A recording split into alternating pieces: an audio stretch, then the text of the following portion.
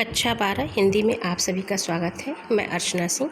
हम पढ़ रहे थे जयशंकर प्रसाद जी के द्वारा लिखे गए कामायनी को। हमने यहाँ तक पढ़ा था, श्रद्धा मनुष्य कहती है, एक तुम यह विस्तृत भूखंड, प्रकृति वैभव से भरा अमन, कर्म का भोग, भोग का कर्म, यही जड़ चेतन का आनंद। क्या कहती है कि तुम अपने को इस संसार में अकेला कह रहे हो, असहाय कह रहे हो, और फिर तुम अकेले यह भूत यज्ञ कैसे कर सकते हो? क्योंकि भारतीय संस्कृति के अनुसार प्रत्येक गृहस्थ को 5 यज्ञ करना चाहिए और उस यज्ञ को करने के लिए पति पत्नी दोनों साथ मिलके कहते हैं। और तुम जो है इस यज्ञ को अपना कर्तव्य मानते हो तो मुझे पत्नी रूप में स्वीकार करो, उसे विधि विधान पूर्वक संपन्न करो, क्योंकि तुम्हें अकेले यज्ञ करने का कोई अधिकार नहीं है। और क्या कहती है, तुम अपने आप को जो असहाय मानते हो ऐसा तुम मत मानो। हे तपस्वी, तुम इस संसार को सारहीन मान करके अपने को जीवन से विरत कर लिया है, यह ठीक नहीं है। जीवन की सार्थकता इसी बात में है कि जो हम कर्म करते हैं उसका हमें भोग करना है, और जो जड़ हैं, पेड़ पौधे हैं, उन पे भी फल लगते हैं, और उस फल का उपभोग वह पेड़ पौधे अकेले नहीं करते और दूसरों को देते हैं। तभी तो जड़ वृक्ष चेतन मनुष्य की तरह बिना स्वार्थ के आनंद के साथ आनंद का अनुभव करते हुए दूसरों को भी सुखी करते हैं। यही क्या है, इस भारतीय संस्कृति का संदेश है। अकेले तुम असहाय यजन कर सकते, तुच्छ विचार, और तुम जब अकेले सोचते हो कि तुम यज्ञ कर सकते हो तो तुम्हारा तुच्छ विचार है, क्योंकि तुम अकेले नहीं कर सकते। तपस्वी आकर्षण से हीन कर सके नहीं आत्मविस्तार, और तुम आकर्षण से हीन होकर के स्वयं को आत्म केंद्रित ही बनाए रखोगे तब तुम्हारे जीवन की सार्थकता नहीं है। तुम्हें केवल आत्म कल्याण के लिए जीवन जीने की इच्छा से विरत होना होगा, और जब तुम पर कल्याण की भावना को लेकर के जीवन को समर्पित करोगे तभी वह जीवन सार्थक है। तुम्हें आत्म विस्तार करना होगा, आत्म केंद्रित नहीं होना होगा। तो यहाँ पे मानव जीवन के सार तत्व को निरूपित करने में कवि को सफलता मिली है, और कवि ने भारतीय धर्म और संस्कृति के ऊपर प्रकाश डाला है, संस्कृत निष्ठ खड़ी बोली है। अब आगे क्या करती है, श्रद्धा जो है मानवता को समृद्ध बनाने के लिए, उसके अस्तित्व को बचाए रखने के लिए अपने आप को समर्पित करती है मनु के सामने। उसी का वर्णन यहाँ पे कवि ने किया है। क्या कहते हैं, समर्पण लो सेवा का सार, सजल संस्कृत का यह पतवार। संस्कृत मतलब प्रकृति संसार। आज से यह जीवन उत्सर्ग इसी पद तल में विगत विकार है। विगत विकार मतलब विकार को दूर करके, दोषों बुराइयों को भुला करके। तो श्रद्धा मनुष्य कहती है कि मानवता के कल्याण के लिए मैं स्वयं को तुम्हें समर्पित करके तुम्हारी सेवा करना चाहती हूँ। समर्पण लो सेवा का सार, मैं अपने आप को तुम्हारे ऊपर समर्पित करके तुम्हारी सेवा करना चाहती हूँ, अर्थात मैं तुम्हारी जीवन संगिनी बनना चाहती हूँ। सजल संस्कृत का यह पतवार, और तुम्हारे साथ साथ मैं मानवता की भी सेवा करना चाहती हूँ, तुम इसको स्वीकार कर लो।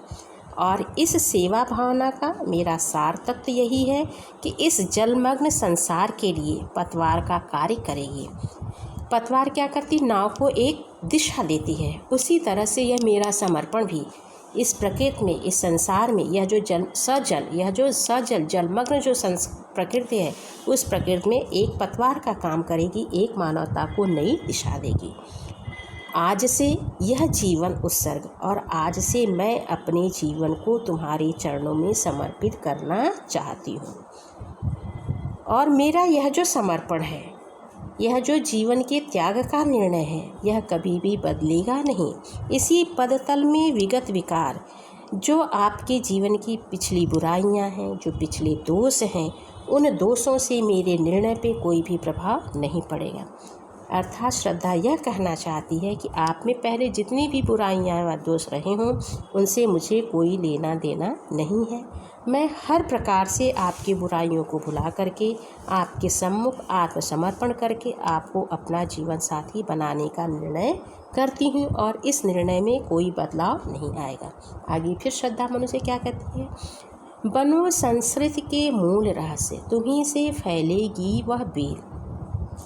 क्या कहती, तुम मेरा यह समर्पण स्वीकार कर लो और इस समर्पण को स्वीकार करके यह जो संसार का रहस्य है, उस संसार के रहस्य को समझो और तुम्ही से यह संसार में जो जीवन की बेल है वह बेल आगे बढ़ेगी और तुम्हें इस सृष्टि के क्रम को अनवरत जारी रखना होगा। तुम्हें जीवन और मृत्यु के रहस्यों को जानने वाला तुम बनो।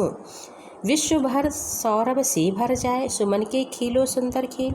यदि तुम भी जीवन से तटस्थ बने रहे तो यह सृष्टि क्या हो जाएगी, समाप्त हो जाएगी। और इस सृष्टि को बनाए रखने के लिए तुम मेरे समर्पण को स्वीकार करो, मानव सृष्टि को आगे बढ़ाओ और इस हमारे समर्पण का साथ लेकर के इस सारे संसार को ऐसा खेल खेलो कि यह सारा संसार मानव रूपी सुमनों की रचना से भर जाए, अर्थात सृष्टि का आरंभ करो। तो इस तरह से यहाँ पर कवि ने इसी पदतल में विगत विकार के द्वारा जो भारतीय नारी का आदर्श रूप है, उस आदर्श रूप को प्रस्तुत किया है।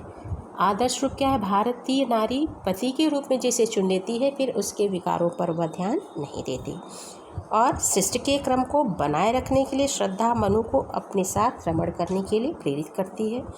साहित्यिक खड़ी बोली है, प्रबंधात्मक शैली है, संयोग श्रृंगार है, माधुर्य गुण है। अब इसके आगे पढ़ते हैं।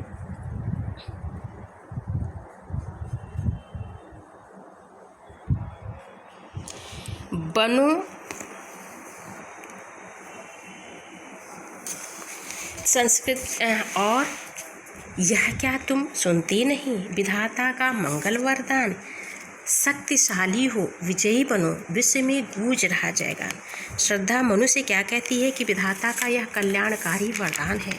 उस कल्याणकारी मंगलदायी वरदान को क्या तुमने नहीं सुना है। विधाता का कहना है, क्या कहना है, विश्व में गूंज रहा जाएगा। शक्तिशाली हो, विजयी बनो।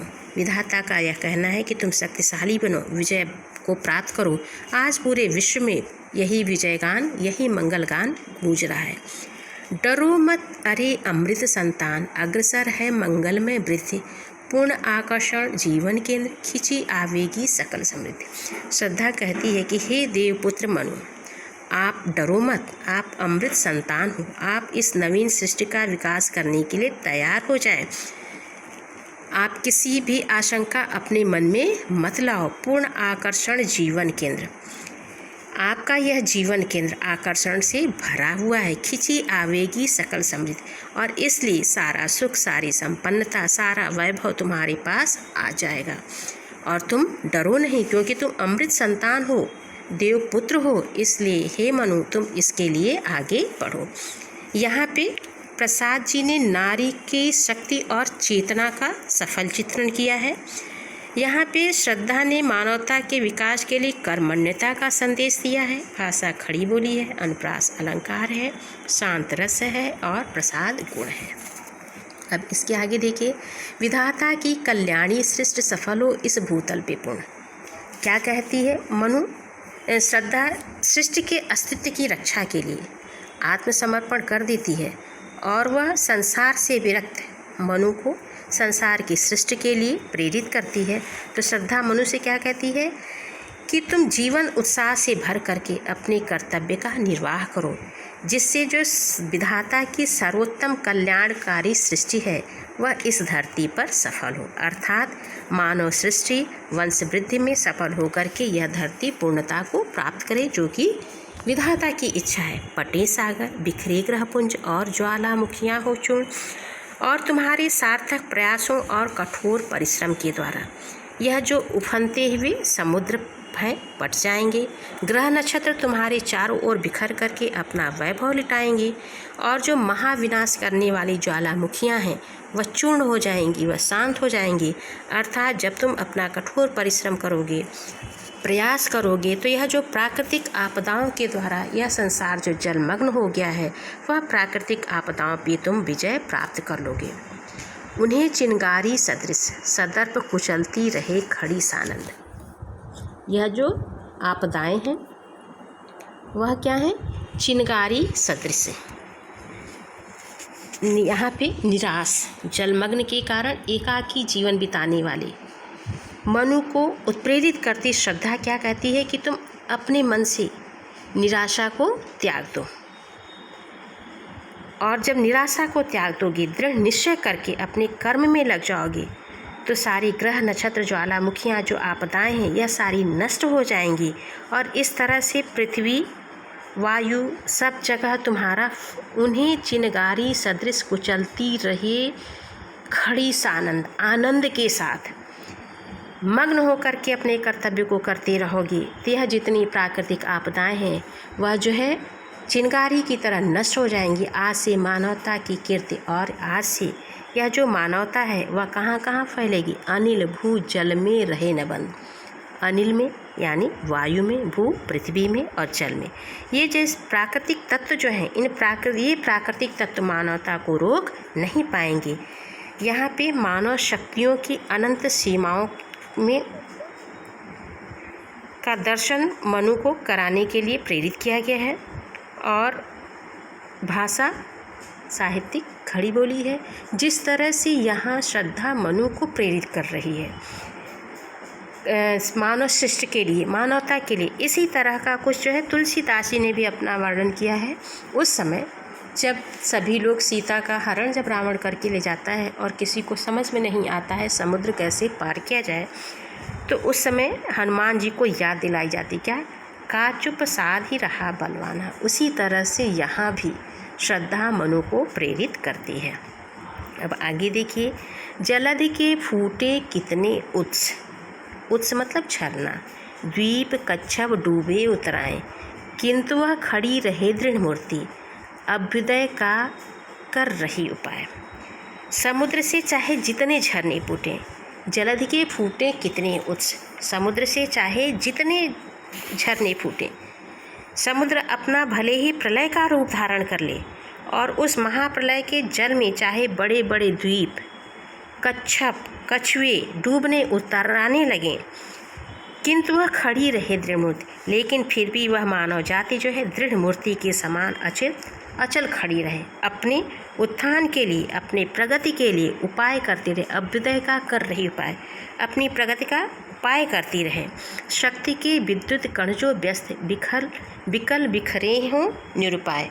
और क्या कहती है श्रद्धा कि जो शक्ति के विद्युत कण हैं उन्हें एकत्र करना है। मानव शक्ति क्या है? विद्युत कणों की तरह है, जो अलग अलग बिखरी पड़ी है, व्यस्त है, निरुपाय है, उनको हमें एकत्र करना है।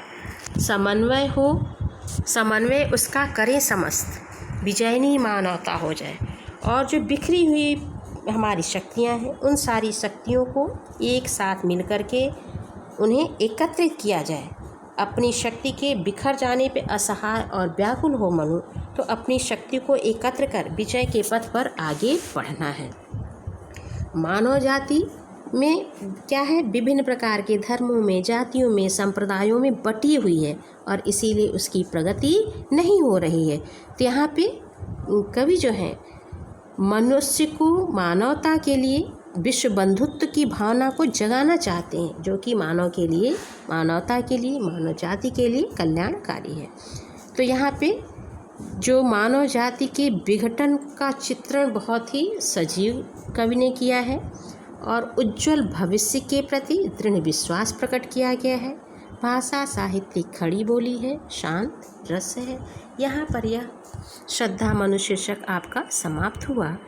अब इससे संबंधित प्रश्नों को मैं आपको दूंगी, जिसे आपको करना होगा। धन्यवाद।